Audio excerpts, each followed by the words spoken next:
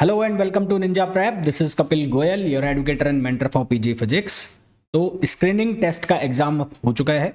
Answer की मैंने भी अपलोड कर दी थी और साथ ही साथ कमीशन का भी नोटिस आ गया है कि जो आंसर की है, ऑफिशियल आंसर की है, वो अपलोड हो गई है। शायद अभी तक नहीं हुई है तो मोस्ट प्रोबेबली कल हो जाएगी। तो कल आप वहाँ से अपने आंसर्स चेक कर लेना, है ना। हालांकि मैंने भी लगा दिया है तो वो उससे भी आप लोगों ने चेक कर लिया होगा। तो आंसर की से जो हमने लगाया है उससे कट ऑफ अभी तक बहुत ज़्यादा प्रेडिक्ट नहीं हो पा रही, खास करके जनरल की। अगर हम कैटेगरी वाइज बात करें तो क्योंकि जितने भी आउट स्टेट वाले बच्चे होंगे, जो बाहर के, हरियाणा के बाहर के बच्चे होंगे, वो सारे यूआर में कंसिडर होंगे, जनरल में कंसिडर होंगे।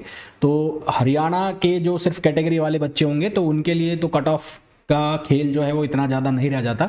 तो उनके लिए तो मुझे ऐसा लगता है कि जो हरियाणा से बिलोंग करते हैं, जो कैटेगरी में आते हैं, किसी भी कैटेगरी में आते हैं, तो उनका 35 या 40 के ऊपर, मतलब अगर मैं ओबीसी हरियाणा में, मेरे को बहुत ज़्यादा कास्ट का कैटेगराइजेशन नहीं पता है, तो वो सारे बच्चे इन हो जाने चाहिए। जैसे अगर ओबीसी अगर हरियाणा में है तो वो 40-45 के ऊपर क्लियर हो जाएंगे।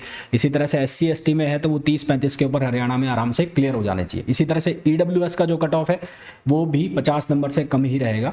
बात आती है यूआर की, जनरल की, तो उसका मेरे को भी थोड़ा बहुत अभी डाउट है कि 50 या 55 या उससे थोड़ा सा कम, वो मैं अभी डिसाइड नहीं कर पा रहा हूँ। मैंने पोल भी चलाया था, आप लोगों ने देखा भी होगा टेलीग्राम के ऊपर भी, तो वहाँ से भी कोई बहुत ज़्यादा क्लियर हो नहीं पा रहा है। तो माइट भी पॉसिबल कि अगले वीक में आप लोगों का रिजल्ट ही आ जाए। हाँ, पर मैं ये कहूँगा जो भी बच्चा जिसके 50 से ऊपर नंबर आ रहे हैं यूआर में बोल रहा हूँ, कैटेगरी में तो जिनके 30-35 के ऊपर है वो प्रिपरेशन चालू कर दो, है ना, कैटेगरी में जिनके है। और इस पे ओबीसी में जिन लोगों के 40 के ऊपर चल जा रहे हैं वो प्रिपरेशन स्टार्ट कर दो। बाकी ईडब्ल्यूएस में जो 50 के आसपास घूम रहा है वो भी प्रिपरेशन स्टार्ट कर दो। जनरल में 50 के ऊपर जो जा रहे हैं, जितने भी बच्चे जा रहे हैं 50-55 के ऊपर, वो प्रिपरेशन स्टार्ट कर दो सब्जेक्टिव की। ठीक है। अब बच्चे कैसे निकालेंगे वो, तो बच्चे किस तरह से निकालेंगे, वो कैटेगरी वाइज उसका 3.5 गुना या 4 गुना बच्चा लेंगे, है ना। 3.5 गुना या 4 गुना बच्चा लेंगे। मिनिमम 25 नंबर्स आपके आने जरूरी हैं। तो जैसे मैंने जूलॉजी का आज रिजल्ट देखा, जूलॉजी के मार्क्स देखे, तो उसमें जो टोटल नंबर ऑफ कैंडिडेट्स थे वो लगभग 5000 कैंडिडेट्स थे, जिनमें से अपीयर कितने हुए, लगभग 2700 के आसपास स्टूडेंट्स जो हैं अपीयर हुए। उसमें से लगभग 2100 बच्चा जो था वो यूआर जनरल का था, बाकी कैटेगरी के थे। तो कैटेगरी के ऑलमोस्ट बच्चे जो हैं, चाहे वो ईडब्ल्यूएस से चाहे वो किसी से भी हैं, वो इन हो गए सारे एग्ज़ाम के लिए। और बाकी जो कंपटीशन देखा गया वो यूआर में, क्योंकि बाहर के जो स्टूडेंट्स थे वो ज़्यादा थे, तो यूआर के लिए थोड़ा सा कंपटीशन था। बाकी तो लगभग सभी बच्चे इन हो गए और वो 3.5 गुना बच्चे वहाँ पर लिए वहाँ उन्होंने, क्योंकि उनको वो 25 मार्क्स का जो मिनिमम क्राइटेरिया है वो जिन्होंने फुलफिल नहीं किया वो तो सारे बाहर हो जाएंगे। तो इसी तरह से यहाँ पर भी जो नंबर ऑफ फॉर्म्स लगे फिजिक्स में, वो लगभग 5-5.5 के आसपास फॉर्म्स लगे।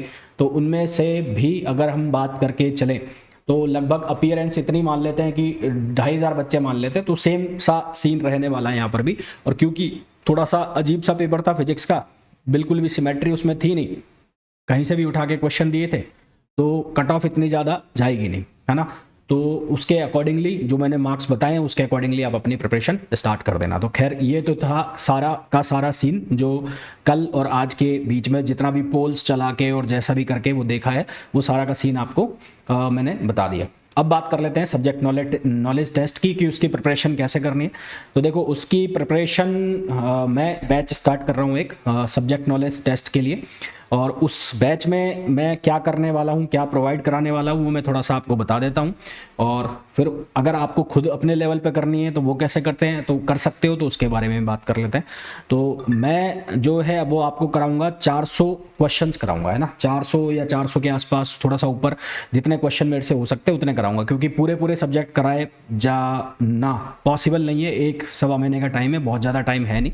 तो उस 1-1.25 महीने में इतने क्वेश्चन करा पाना पॉसिबल नहीं होगा, इतने सब्जेक्ट करा पाना। तो वो 400 के आसपास जो क्वेश्चंस है वो मैं कराऊंगा, थोड़े से इससे ज़्यादा ही हो सकते हैं, है ना। और ये जो क्वेश्चंस मैं सेलेक्ट मैंने किए हैं, ये जो क्वेश्चंस मैं उठाऊंगा, ये मैं उठाऊंगा HPSC के जो सिविल सर्विसेज के एग्जाम होते हैं उसमें जो फिजिक्स ऑप्शनल का पेपर आता है वो, HPSC के जो PGT फिजिक्स के सब्जेक्टिव एग्जाम हुए हैं वो, है ना। और इसी तरह से UPSC ऑप्शनल का जो फिजिक्स का पेपर आता है वहाँ से क्वेश्चन उठाऊंगा, और कुछ MSc के जो पेपर होते हैं, MSc फिजिक्स के पेपर होते हैं, वहाँ से मैं क्वेश्चन उठाऊंगा। अब इनमें आपको कौन से क्वेश्चन मिलेंगे, जिस तरह से, जैसे एग्जांपल के लिए मैं एटॉमिक फिजिक्स के क्वेश्चन के नाम ले लूँ कि हाइड्रोजन का ग्रॉस स्ट्रक्चर है उसको समझा दीजिए, और या फाइन स्ट्रक्चर है उसका डेरिवेशन बता दीजिए। तो इस तरह के जो क्वेश्चन जो रैंडमली या फ्रिक्वेंटली बार बार पूछे गए हैं तो वो क्वेश्चन मैंने सेलेक्ट कर लिए, तो वो मैं आपको कराने वाला हूँ इसमें।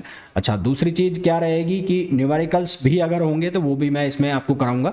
बाकी आप अपने लेवल पे भी प्रिपेयर करेंगे ही करेंगे, मैं तो कराऊंगा ही कराऊंगा आपको, है ना। पूरे पूरे सब्जेक्ट करा पाना पॉसिबल नहीं है, तो वो मैंने क्वेश्चन सेलेक्ट किए तो वो मैं अपने लेवल पे कराऊंगा। तो लगभग हर क्वेश्चन हर सब्जेक्ट के आपको 40 से 45 के आसपास एक क्वेश्चन सेट मिल जाएगा।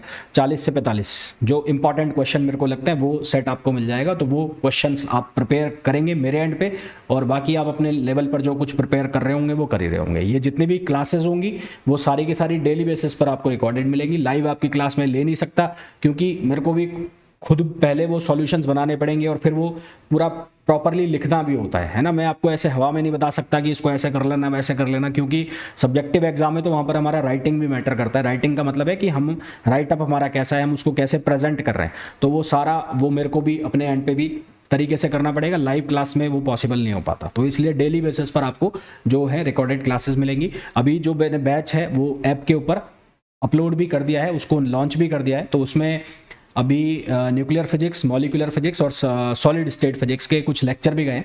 अभी आपको वहाँ पर केवल और केवल पीडीएफ फाइल से दिख रही होंगी, वीडियो लेक्चर्स अभी अपलोड हो रहे हैं, तो उनका जो थोड़ा सा है वो टाइम लगेगा। तो यानी कि कुछ लेक्चर्स मैंने ऑलरेडी प्रिपेयर कर लिए हैं एटॉमिक के, न्यूक्लियर के, और इसी तरह से डेली बेसिस पर आपको 8-10 लेक्चर्स जो हैं वो मिलते रहेंगे।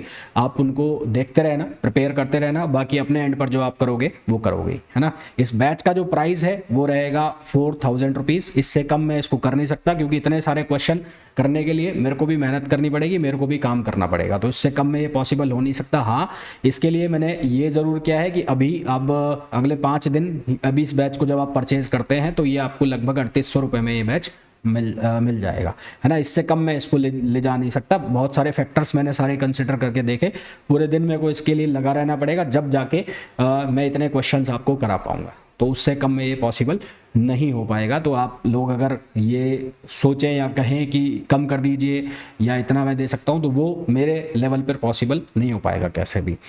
तो ये सब्जेक्टिव बैच ज्वाइन करने के लिए आपको डाउनलोड करना है Ninja prep app by Kapil sir, जिसका लिंक आपको डिस्क्रिप्शन में भी मिल जाएगा। बाकी कट ऑफ की जो सीन है वो मैंने आपको बता दिया है। आपके कितने मार्क्स बन रहे हैं, एग्जैक्टली कितने बन रहे हैं, आपको किसी क्वेश्चन में ऑब्जेक्शन है तो उसके लिए कल विंडो ओपन हो जाएगा। अगर आप आज नहीं शो हो रहा है वो आंसर की, तो वो कल डेफिनेटली शो हो जाएगा। तो वहाँ जाकर आप ऑब्जेक्शन लगा के और फिर अपनी प्रिपरेशन, वो आइडिया लग जाता है, हर किसी को आइडिया लग जाएगा कि मैं इन हो रहा हूँ या आउट हो रहा हूँ, तो उसके अकॉर्डिंगली आपको अपनी प्रिपरेशन स्टार्ट कर देनी है। एग्जाम डेट जो है वो पहले से जो टेंटेटिव डेट है, शेड्यूल्ड डेट है, उसी डेट को होना है, उसमें कोई बट है नहीं, वो कोई चेंज होने वाला है नहीं। तो सब्जेक्टिव बैच जो है वो ऑलरेडी लॉन्च मैंने कर दिया है। उसको ज्वाइन करने के लिए आप डाउनलोड कर लें Ninja prep app by Kapil sir, जो आप गूगल प्ले स्टोर से डाउनलोड कर सकते हैं। और अगर आप iOS यूज़र हैं तो उसका लिंक भी डिस्क्रिप्शन में मिल जाएगा, उस लिंक को फॉलो कर वहाँ पर ऑर्गेनाइजेशन कोड अप्लाई कर आप बैच ज्वाइन कर सकते हैं। तो मिलते हैं मैच के अंदर। Till then, thank you, bye bye.